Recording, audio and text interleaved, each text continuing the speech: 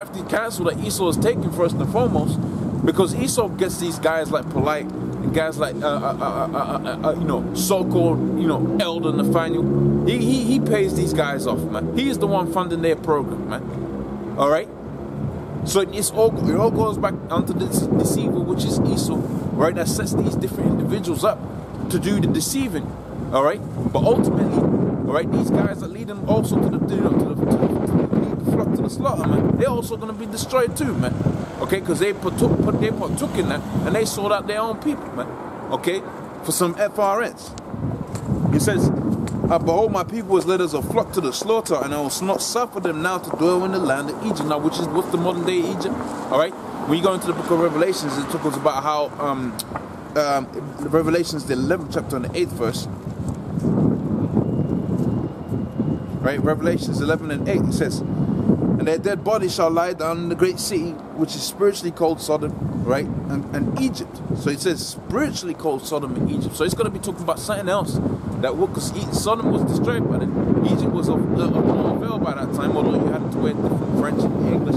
Tried to go up into there, all right, and conquer it again multiple times, like Napoleon and Alexander tried to conquer it as well, and all that. And it, that was a thing back then to be to conquer Egypt was to be pretty much immortal, because you could go down in history and be remembered forever and ever because you conquered Egypt, man. Okay, but this is talking about another place where it was called spiritually Egypt and Sodom, right? Because you got all kind of homosexuality happening out there in America. You got it to where the Negroes, Hispanics, and Native Americans were sold into slavery, right? Out there, man. They were in slavery out there in America. That's why it's called spiritually Sodom and Egypt. All right.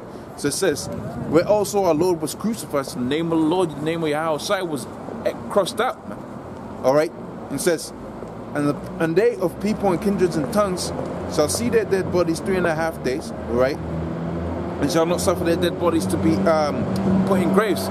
So that's the times that, prior to this truth coming out, right? Because the scripture talks about how the man that walks out of the way of understanding, he shall dwell in the congregation of the dead, all right?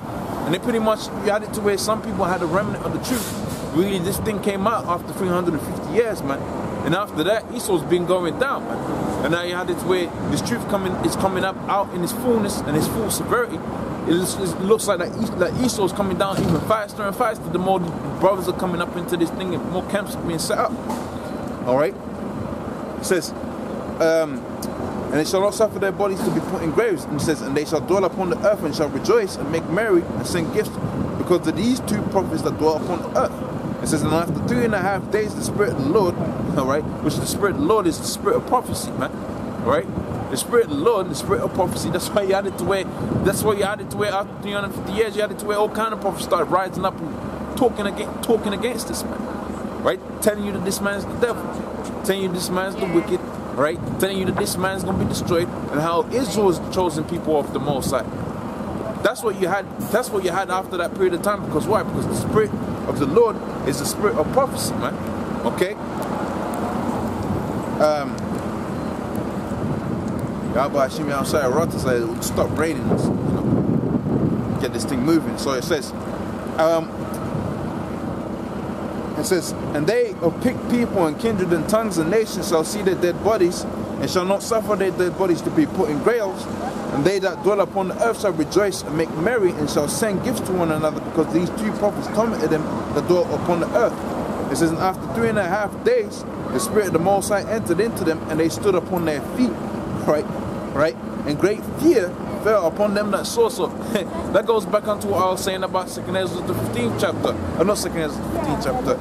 2nd Ezra, Wisdom of Solomon, the 5th chapter, man. Right? See, great fear fills up, I'm talking about the elites, man, because the peon will see you and just like, oh, he's crazy, and they will go about their business, man. But the elites, oh man, they're going crazy about this thing. But see, they know through their enchanters, right, and their shaman and their witches and warlocks and so on and so forth. See, their witches and warlocks, they speak to them and say, yo, look, you can't touch these men, because you got to remember, these demons that they pray unto serve your Yahweh Shimi outside too, man.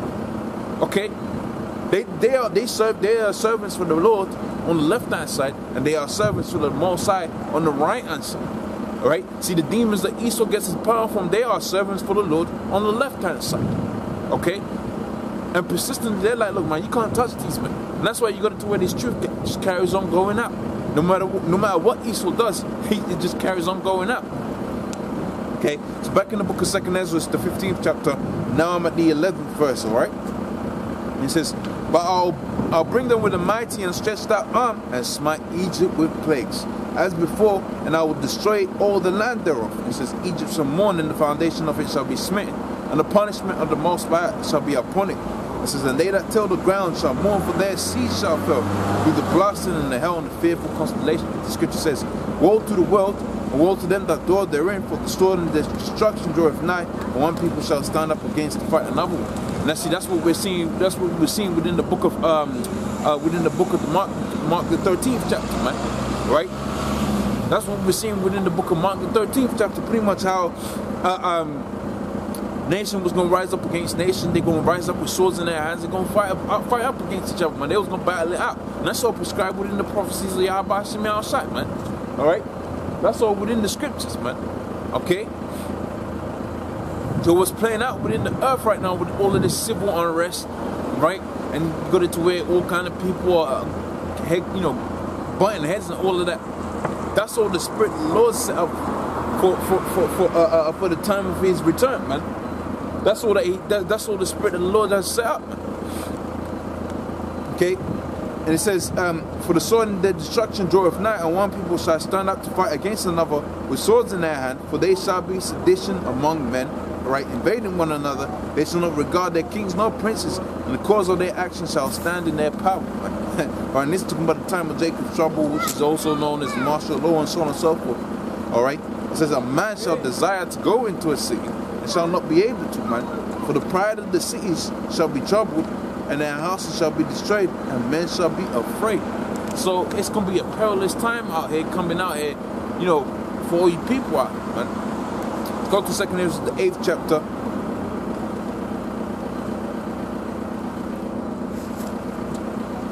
And I'll jump onto the 9th chapter right after.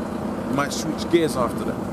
Okay, so this is the book of 2nd Ezra, the 8th chapter and the 58th verse. It says, for many great miseries shall be done to them that in the latter times shall dwell in the earth, in the world rather, because they have walked in great pride. See, and that's the underlying statement there, man.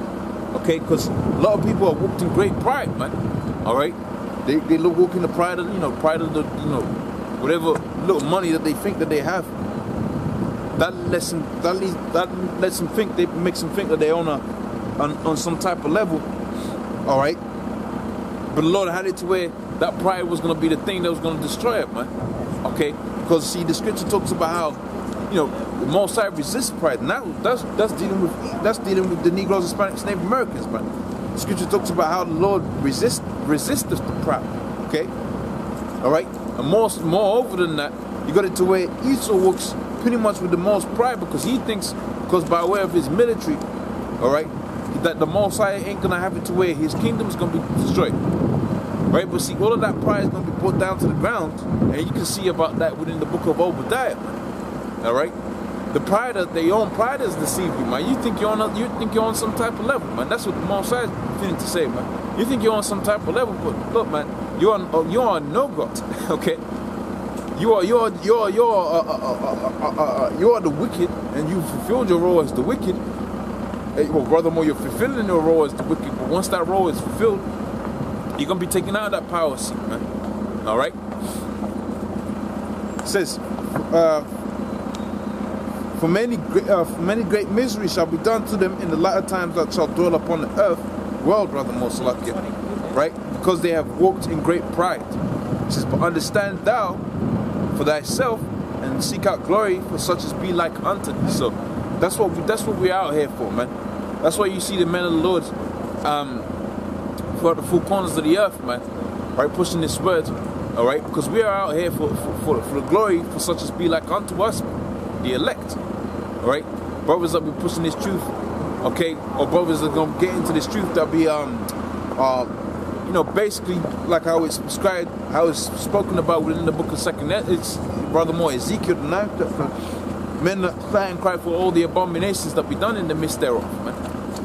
That's the glory we're seeking out for. We ain't looking to save all of the Negroes, Hispanics, Native Americans. Now we know through the book of Isaiah, the 14th chapter, that ultimately all of Israel's going to make it, and they're going to be saved, and they're going to receive mercy of their iniquity they have done against the Yahweh Shemi Hashai. But we know that they're just not going to make it this time around, man. Only the elect is going to make it this time around. Okay? So it says, but unto you, but understand thou for thyself, and seek out glory for such as be like unto thee. For unto you is paradise open, and the tree of life planted. Okay? And it says, and the time to come is prepared, and plenteousness is made ready. A city is builded, right, and rest is allowed, right, and perfect goodness and wisdom. Okay? Let's jump down to the 9th verse now. This is Ezekiel, the 9th chapter, the 9th chapter, and the first verse. It says, and he answered me and said, measure thou the time diligently in itself, and when thou seest part of the signs to come. And we've been seeing some of those signs today, man, right, within the scriptures. And I've been describing stuff that's happening out there within the world, right, pretty much that pertains to the same thing, namely the earthquakes, the civil unrest, and so on and so forth. Those are all indicators of what times that we're living in. Okay, and he said, hey, and he answered me, and measured thou the time diligently in itself, and when thou seest part of the times past, which I have told thee from before, then understand thou that it is in the time when the very same time when the highest will begin to visit the world which he hath made. Okay, so those are all indicators to what times you was going to be living. Let's go to the book of 2 Peter, the 3rd chapter and the 3rd verse. Right? It says, knowing that then this verse, that in the last days you shall have scoffers walking after their own lust. Now I quoted this earlier, alright, so you shouldn't need it breaking down again. But ultimately it indicates to one thing, man. Okay, in the last days you was gonna have scoffers, right? In other words, if you extrapolate, okay, if you got scoffers, then it must be the last days, man. All you have to do is, think about that statement, okay? So he says, knowing this verse, that they shall come in the last days scoffers walking after their own lust, and saying, where is the promise of his coming? For since the fathers have fell asleep, all things continue from the beginning, because through their ignorance, because the Negroes, Hispanics, Native Americans are inherently an ignorant people, man. Okay? They're ignorant people, so through their ignorance, they was going to say statements such as you just seen there, man. See, since the fathers have fell asleep, all things continue as they were from the beginning, man. Because they think, these prophecies ain't coming to pass, because why? They ain't measuring times diligently within itself. And you're going to see within the scriptures, one of the requirements is that you hasten in the day. Because ultimately, if you're hastening in the day, you was going to see all of those signs being fulfilled, man. The Lord wasn't going to have it to where you was going to get caught naked, like how the scripture says, because the scripture says when the Lord returns, make sure you have your garments on. What's that talking about? That's talking about the scriptures, man. Okay? They ain't talking about the blue, purple, Sesame Street, Dino the dinosaur looking garments out there. It's talking about the spiritual garments, which is the knowledge of wisdom and understanding of these scriptures. All right, I wanted to bring out a precept on that ignorance.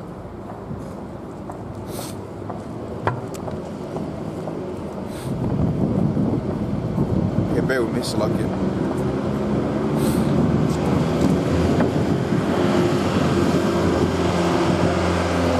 So this is the book of Proverbs, the 1st chapter, and the 20th verse. It says, wisdom crieth without, she uttereth her voice in the streets, she crieth in the chief places of concourse.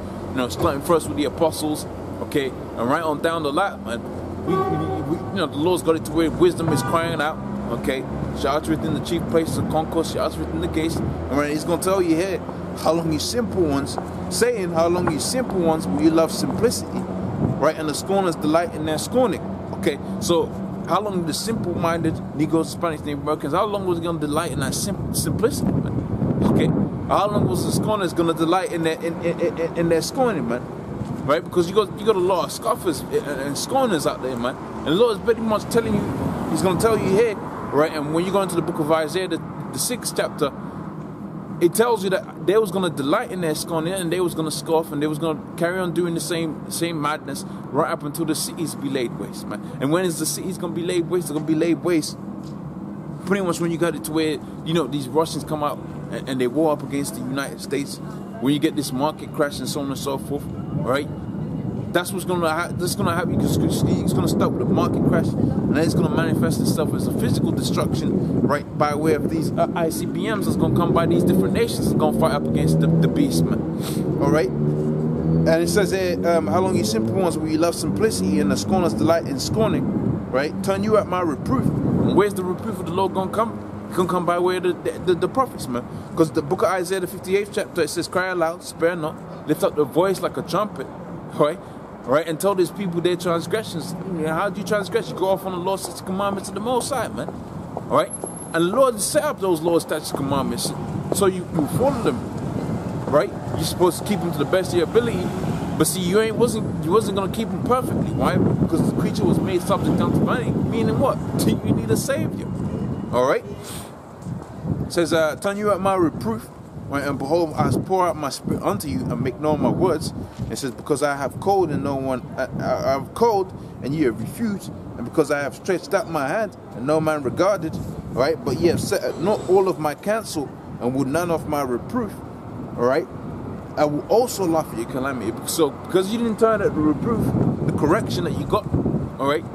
Behold, the Lord was gonna laugh at your calamity, man. So when your calamity comes by way of things that we're reading out here within the book of 2nd Ezra, the 15th chapter, 2nd Ezra, the 8th chapter, and so on and so forth, all of these great miseries, the Lord wasn't gonna hear you. As he's gonna read in the scriptures, he said they was gonna call upon him, all right? When those things are playing out, they was gonna call upon the Lord, but the Lord wasn't gonna answer, man. Because he wasn't going to hear it in that day, man. Here it is, you got it to where the prophets got it to where the instruction, good instruction of that is coming out of what you're supposed to do, how you're supposed to conduct your life, this, that, and the third. The Lord's got it to where all of that's coming out, but you got it to where you're scoffing. And now you want to receive mercy in the time of judgment. So ultimately, by way of that, the Lord's going to have it to where, he was going to laugh at your calamity, okay? So it says here, I'll also laugh at your calamity. Right, I will mock when your fear cometh, and when your fear cometh, there's a desolation, and your destruction cometh as a whirlwind. When distress and anguish cometh upon you, then shall they call upon me, but I will not answer. They shall seek me early, but they shall not find me. Right, for they have hated knowledge and did not choose to fear the Lord. Because your hatred of knowledge and understanding, man, you wasn't Lord ain't gonna hear it in that day, man. All right. This is in the book of 2nd Peter, the 3rd chapter, in the 4th verse, and saying, where is the promise of his coming? For since the fathers fell asleep, where all things continue as they did from the creation, right? So all of that ignorance we've seen in the book of the Proverbs, all right? We've seen in the book of Proverbs that all of that ignorance is gonna receive judgment before. You're gonna have to receive judgment for all of that ignorance, man. All right, to where the Lord's going to be laughing at your ass, man. And how's that going to manifest itself? You're going to have to with the same men that you was scoffing against.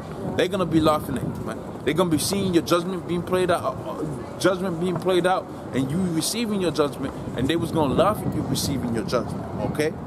Right, so it says, where is the promise of his coming? For since the fathers have fell asleep, all things continue as they did from the beginning. For this, they are willingly ignorant, okay? Right, because they think that these prophecies are not coming to pass, because they're not taking heed to what's going on out here in the world. They're not being circumspect, right? So for this they are willingly ignorant. It says, by the word of the Most High were of old, the earth standing out of waters and in waters, whereby the world that was then being overflowed perished. But the heavens and earth which are now are kept in by the same word, man. All right, and it says, but beloved, be not ignorant. And in store and reserved unto the fire against the judgment of perdition of ungodly men. It says, beloved, be not ignorant of this one thing, that one day is as with 1,000 years. One day is as with the Lord as 1,000 years, and 1,000 years as one day. And it says the Lord is not slack concerning its promise, right? As some count slackness, but is long suffering to us, who are not willing that any should perish, right? But all should come to repentance, right? And ultimately, all of them, all the Jakes gonna come into the right mind, all right? And it says, but the day of the Lord will come as a thief in the night. So the day of the Lord, which I'm gonna get into right now, which is scriptures like the Book of Revelations, the 18th chapter, Isaiah, the 13th chapter. Okay, those are all that judgment that was gonna come by like a thief in the night. But really, it's not gonna come as a thief in the night to the people that take heed to what's going on out there in the world, man. It wasn't gonna come out like a thief in the night to those men. All right. Matter of fact, it was gonna be almost almost in a predictable time. See, we was gonna know what kind of times we was in, but to pinpoint the exact date, you wasn't gonna be able to do it. And that's why you got it to where you got different, you know, you might go on a website and they say, you know, a market crash, this, that, date, and that. And you see, that's all, I mean, it might happen that day, but then again, it might not. All right, and I'm talking about stuff that's happening, you know, events that happened in the past, and they've indicated those things, and it didn't fall false, because the Lord's in control of those things, right? And He'll put the spirit within Esau to manipulate the markets and have it to where it lasts a little bit longer. But all they're doing is really inflating the bubble even more, to where the bang is going to be even more than most people are going to realize, man. Okay. So it's gonna be grievous times out there for Esau and Jake, man. All right. But see, the thing with Israel is that they can handle hard times. See, Israel don't have no money anyway, man. But for you Edomites that have amassed and, you know, you've saved up, you know, thousands and millions of pounds, when that crash comes, that's what's gonna get you, man.